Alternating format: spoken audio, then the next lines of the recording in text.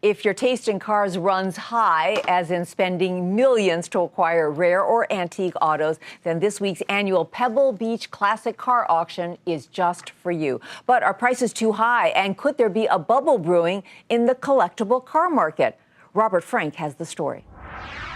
At 34,650 then, selling the car, are you all finished? No more. Last chance.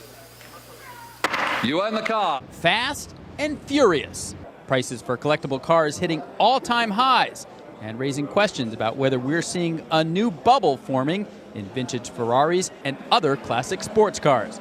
Last night, this Ferrari became the most expensive car ever sold at auction, selling for $38 million, including auction fees.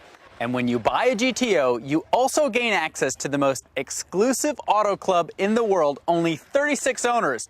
And if you don't want to spend your $50 million to join, you could always get one of these, a GTO replica, which will only cost you $50,000. Now, the Ferrari kicked off 4 days of sales here at Pebble Beach, which is the Woodstock for rich car collectors. Between $450 and $500 million worth of cars expected to be sold, up from $300 million last year. The auction companies say this boom will keep on going because cars are scarce and the world is creating more millionaire and billionaire car collectors. Car market is at an all-time high, but I don't believe it to be a bubble at all. It's not the entire car market that prices have risen. It are just certain sectors of the car market. I think it's just the beginning for the very, very upper echelon of automobiles. Jay Leno, the comedian and car collector himself, says that the collecting world is now diversified. The rumor is there's a guy in Saudi Arabia who buys every DB5.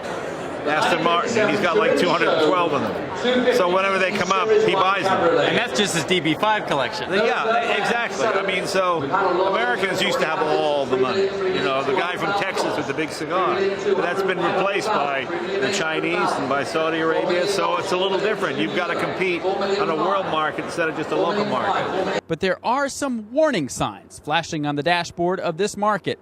Dealers and speculators are starting to pour in and flip cars for multi-million-dollar profits in just a year or two. And lots of buyers are new. New money is not always the smartest money.